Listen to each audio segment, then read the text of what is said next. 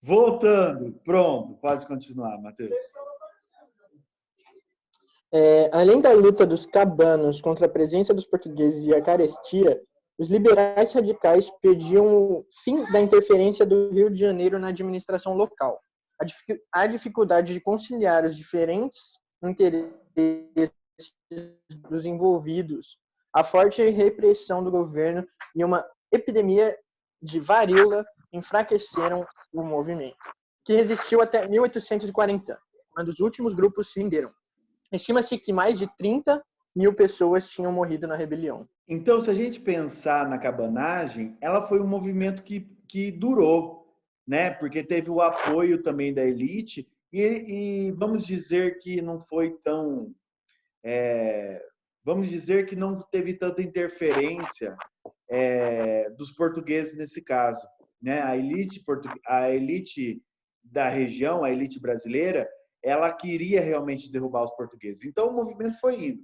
Só acabou realmente porque começou a chocar alguns interesses, né, da população mais baixa com a elite, a forte repressão do governo, que começou realmente a agir nessa região, e a epidemia de varíola, né, que na época matava muita gente ainda porque não tinha vacina o suficiente, né?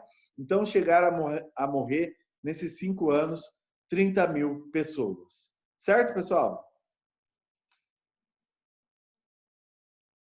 Certo. Correto. Certo. Então, vamos lá agora. Revolta dos Malês. Quem já ouviu falar? Eu já ouvi falar. Lembra que eu estava falando para vocês sobre a independência do Haiti? Sim. Lembra que eu falei que influenciou outros movimentos a independência do Haiti? Sim.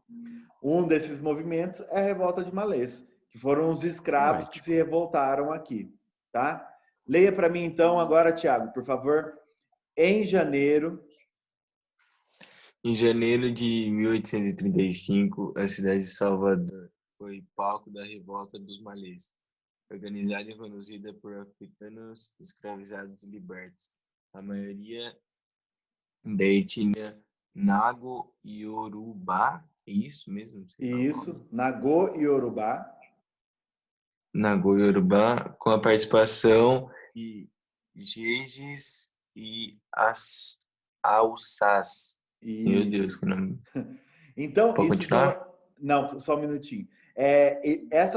Essas etnias, elas mostram uma característica do movimento. Ah, professor, por que foi tão específico? Por que falou tanto sobre as etnias? Porque essa etnia que foi para a região de Salvador é uma etnia que cultua uma religião que é o islâmico, tá? Então, malês significa, né, faz alusão desses africanos que foram convertidos para o Islã, que é o islamismo. Então, muito importante. Não é à toa que a questão de falar a etnia tem uma influência no movimento. Pode continuar, Tiago, por favor. Acredita-se que o termo malê de origem iorubá fosse utilizado para designar africanos convertidos ao Islã. A maioria dos malês sabia ler e escrever em árabe, pois o aprendizado dessa língua era necessário para a leitura do Alcorão, o livro sagrado dos muçulmanos. Muito bem. Então, gente, a origem iorubá desse povo tem a relação com o islamismo, tá? E a maioria, olha só, a maioria desses africanos sabiam ler e escrever em árabe, né? Que era uma das coisas que era, vamos dizer, obrigatório para esses escravos, era saber ler o Alcorão. E eu só vou saber se eu aprender a fazer a leitura em árabe. Certo, gente? Até aqui? Tem características bem próprias desse movimento. E eles pegam bastante nos vestibulares em falar essa questão da etnia. Não é só falar que era escravos e libertos que fizeram essa revolta e tal. Não, nós temos que colocar essas características da cultura, da etnia, que totalmente mudou o foco do movimento. Tá? Ok, vai. Vai, Thiago, continua. Eu quero as aulas de Naquele conta. período, a população de escravos de ganho era bastante expressiva na cidade de Salvador.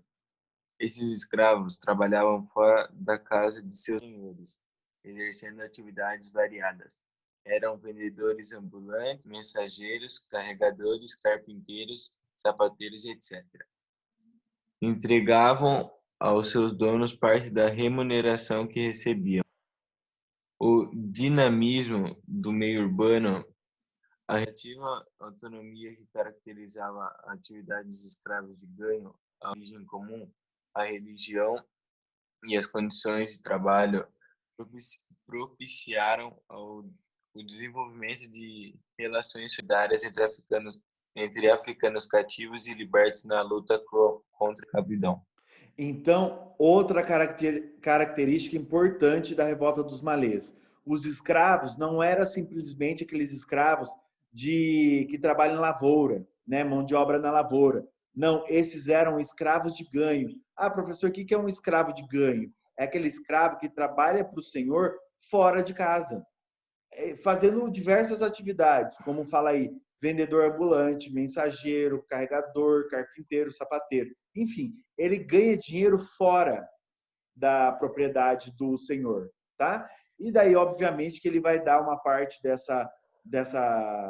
desse dinheiro que ele conseguir para o senhor, certo? E isso dava uma certa autonomia para esses escravos, né? Dava uma certa liberdade, entre aspas, para eles conseguir. Eles tinham liberdade para ir para a cidade. E na cidade poderia acontecer várias comunicações entre outros escravos de ganho. E por causa dessa comunicação com outros escravos de ganho, acabou criando um movimento contra a escravidão. Fez sentido? Fez sentido. Pode continuar para mim, Tiago, o único que respondeu. Obrigado. A Fez rebelião. sentido. Ok. Vai, Tiago, por A favor. rebelião mobilizou aproximadamente 600 homens, organizados em uma sociedade secreta. Apesar de o movimento ter sido organizado e liderado por malês, nem todos os líderes muçulmanos da cidade participaram da revolta, assim como nem todos os rebeldes eram seguidores do islamismo. Segundo o historiador João José Reis, a conjuntura se caracterizava da seguinte forma. Só um minutinho, Tiago. Então, Opa. gente, se formou primeiramente, tá? 600 homens em uma sociedade secreta que, obviamente, não era só islâmicos, mas tinha muitas características islâmicas, né? As pessoas que estavam participando disso conversavam sobre o Alcorão, tá? Faziam rezas, enfim, tinha um cunho religioso islâmico, né, nesse movimento, tá? Continua para mim, Gabriel. Salvador tinha na época em torno de 65 mil habitantes, dos quais cerca de 42 eram escravos. Entre a população não escrava, a maioria era também de africanos e seus descendentes nascidos no Brasil. Os brancos não passavam de 22%. Entre os escravos, 63% eram nascidos na África, chegando a 80% no recôncavo. A maioria dos africanos era nago, cerca de 30%, bem como a maioria entre os muçulmanos. Os malhos foram os responsáveis por planejar e mobilizar os não sei falar isso. insurretos, que daí fazem a insurretos. insurreição, né? Suas reuniões eram uma mistura de exercícios corânicos, leitura e escrita, rezas e conspiração. O próprio levante aconteceu no final do mês sagrado do Ramadã, o nono do calendário muçulmano. Os malês foram às ruas com roupas islâmicas e amuletos protetores feitos de cópias de rezas, de passagens do Alcorão e de bênção de líderes espirituais. Então, gente, era claro que a população escrava, né, desse espaço de Salvador era muito grande, tá? Os brancos não passavam de 22%. Então, eles começaram a se revoltar contra essa característica da escravidão. Quem sabe o que é Ramadã? É um mês que eles fazem jejum. Muito bem, Gabriel. É o mês que eles fazem jejum, que é o nono mês do calendário muçulmano, tá? Que era o mês de renovar a fé, né? A fé islâmica, fazer caridade, enfim, é um mês de reflexão para eles. Mas o jejum é o principal, tá? Então, a característica da revolta de Malês tinha muitas características também da religião islâmica. Pode continuar, Gabriel. Vou dar uma acelerada porque falta 15 minutos. O levante estava previsto para o dia 25 de janeiro, porém uma escrava liberta, em troca de favores pessoais, delatou as autoridades. Os malês lançaram-se à luta, apesar de terem perdido a vantagem do fator surpresa. Ao serem derrotados, fugiram para a região do Recôncavo Baiano, atacando os canaviais. Vencidos também nas áreas rurais, os rebeldes foram submetidos a torturas, açoites, deportações e até execuções. Pode continuar. Os objetivos da revolta dos malês ainda não foram esclarecidos. Segundo as autoridades da época, os rebeldes pretendiam exterminar a população branca e os católicos, versão que não foi confirmada pelos registros conhecidos até então.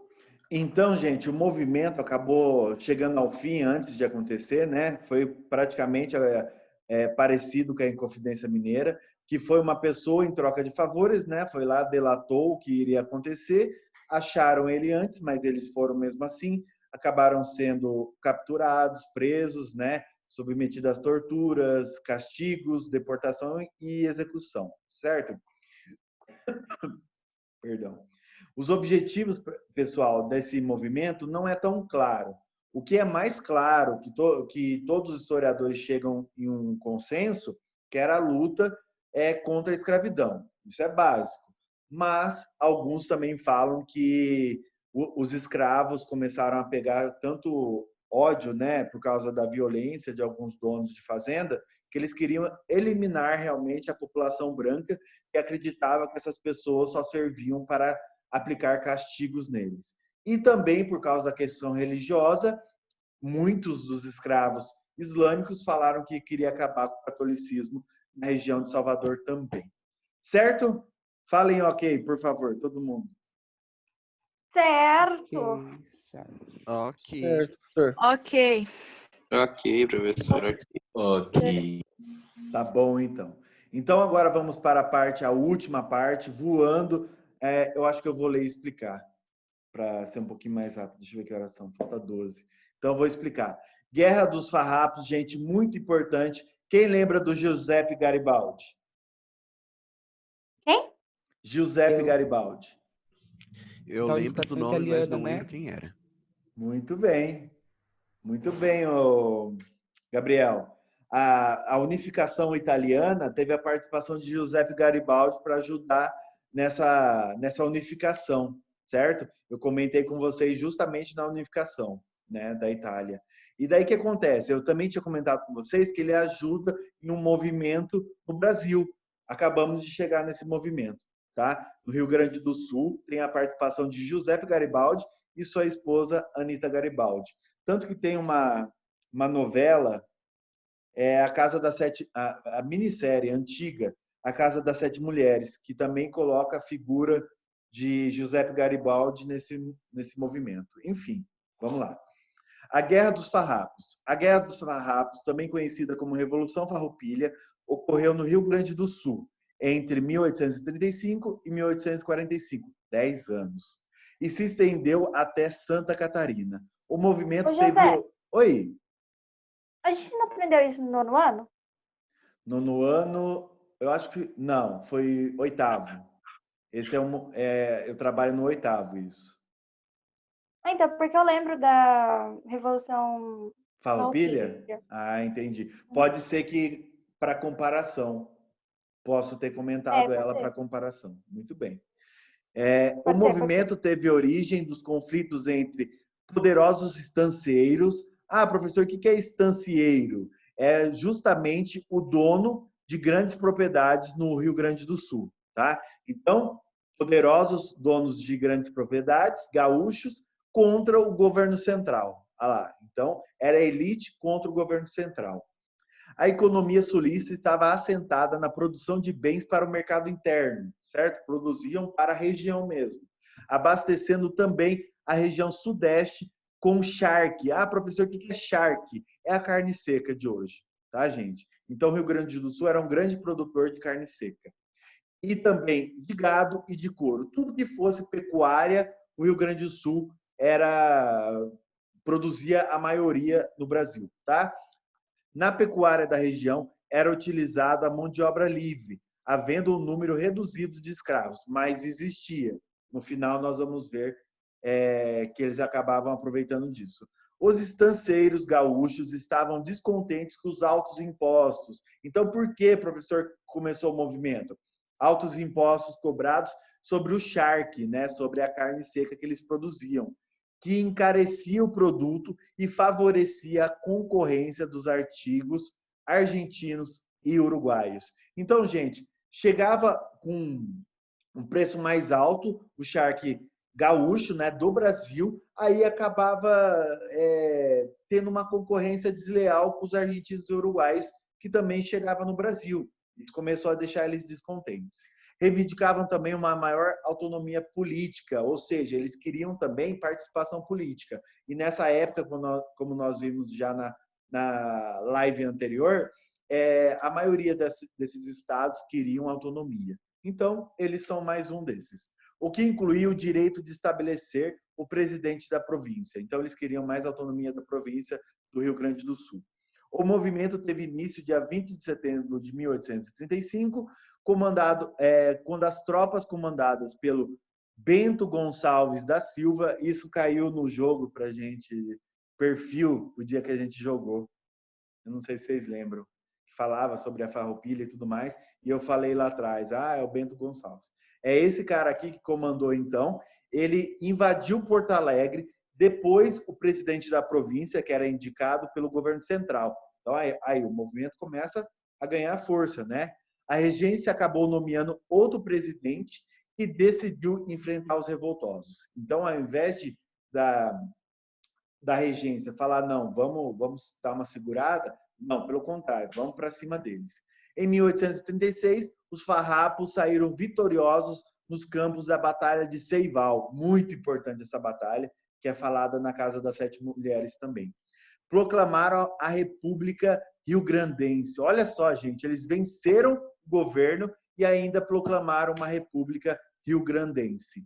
Em julho de 1839, comandados pelo italiano Giuseppe Garibaldi, ao lado da companheira Anita Garibaldi, os rebeldes invadiram Santa Catarina e proclamaram a República Juliana, confederada, ou seja, junto com a República Rio-Grandense. Olha só, gente, eles proclamam duas repúblicas. Muitos escravos aderiram, né, à Revolução Farroupilha, porque prometeram para eles que ia acontecer a liberdade, que eles iam conseguir a liberdade. Eu vou passar aqui, que essa parte aqui do texto é meio repetitivo, então já vamos para aqui embaixo. Ó. Calma aí, alguém mandou alguma mensagem? O que é rio-grandense é que, assim, vamos pensar que Rio Grande do Sul, tá, Camille? Quando eles tomam o Rio Grande do Sul, né, Porto Alegre, eles começam a fazer movimentos republicanos. Aí eles proclamam a República no Rio Grande do Sul, por isso, República Rio-Grandense. Certo?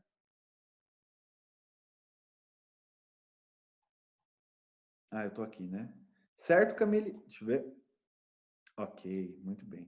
Podem perguntar, gente. Apesar das promessas de alforria, os escravos que participaram do movimento não foram libertados pela República Rio-Grandense. Aí, gente. Ao final da guerra, muitos líderes farroupilhas, como Bento Gonçalves, ainda eram proprietários de escravos. Então, é a elite que eu sempre falo para vocês que acabam usando da massa para criar um corpo maior, para criar tropas mais numerosas. Eles fizeram isso com os escravos, mas no final acabaram não libertando como havia prometido, certo? Então, houve uma traição aí. Derrota dos farrapos. Professor, como acaba o movimento? Olha a figura que vai aparecer aqui. Duque de Caxias. Quem já ouviu falar de Duque de Caxias? Eu. Eu Fo- também. Muito bem. Ele, o Duque de Caxias, é exatamente o militar que tinha muitas condecorações no Brasil. Tanto que ele vai participar depois da Guerra do Paraguai. Ele foi bem sádico, vamos dizer assim, na Guerra do Paraguai. Ele que estava envolvido naquele movimento que começou a envenenar as águas que chegavam no Paraguai para matar a população. Então, é esse Duque de Caxias aí que também vai fazer a repressão desse movimento Farroupilha. Ah, professor, mas ganhou em batalhas apenas? Não. Ele aproveitou dos problemas que enfrentavam no seu interior. Porque todo movimento, gente, tem pessoas que pensam ao contrário. E aproveitaram desses pensamentos. Ó, a fim de derrotar os farrapos, Caxias dificultou o escoamento de seus produtos para a fronteira, uma vez que os rebeldes controlavam grande parte do interior, mas não tinham acesso ao mar. Então, eles controlaram a exportação desse charque rio-grandense, tá? Então, isso começou a afetar a economia do movimento. Além disso, o presidente da província soube explorar as divergências políticas entre as lideranças do movimento. Então, ele aproveitou dos conflitos que tinham dentro do movimento para tentar colocar fim a esse movimento. Aproximando-se dos estancieiros mais moderados e isolando os republicanos mais radicais. Então, eles foram para o lado da galera, vamos dizer, mais moderada, que aceita mudanças, e isolaram os radicais. Assim, em fevereiro de 1845, o governo imperial derrota o movimento, certo? Por causa dos problemas internos e tudo mais, acaba não tendo mais solidificação nessa... Não tem mais estrutura para continuar o movimento. E acaba acabando. Acaba acabando. Nossa. Beleza, professor. Diferentemente do que aconteceu com os cabanos e os malês, olha só. Quem sabe me dizer por que foi diferente o tratamento do governo federal com esse movimento? Gente? Porque era de elite? Muito bem, valeu, Gabriel. Muito bem, porque era de elite, ou seja, os mais ricos geravam economia. Então, o governo federal não quis bater de frente com esses movimentos. Então, o governo negociou a paz com os rebeldes. Nessa negociação, se estabeleceu a anistia aos rebeldes. Então, ninguém foi julgado. O direito de escolher o presidente da província ainda conseguiram o objetivo, né? E o benefício na comercialização do charque importado. Então, eles conseguiram tudo o que queriam, já que o governo optou pela elevação da taxa de impostos para produtos similares que vinham na região do Rio da Prata. Então, eles favoreceram quem produzia o charque. Em relação aos escravos que lutavam na Revolução, acredita-se que alguns conseguiram fugir para o Uruguai, onde formaram quilombos, enquanto muitos permaneceram na condição de escravos. Alguns lanceiros chegaram a ser encaminhados para o Rio de Janeiro como libertos, mas não se sabe se eles, de fato, conquistaram a liberdade ao chegar à cidade. Então, gente, esse movimento não teve consequências para os mais ricos, para os estancieiros, né, que produziam charque. Os escravos tentaram fugir, alguns conseguiram, né, a sua liberdade, entre aspas, né, conseguiram fugir, formar quilombos, tá? E outros continuaram sendo escravos, né, até mesmo do Gonçalves Dias, que foi o líder do movimento da Farroupilha, tá? Da Revolução Farroupilha. Beleza, pessoal? Belezinha.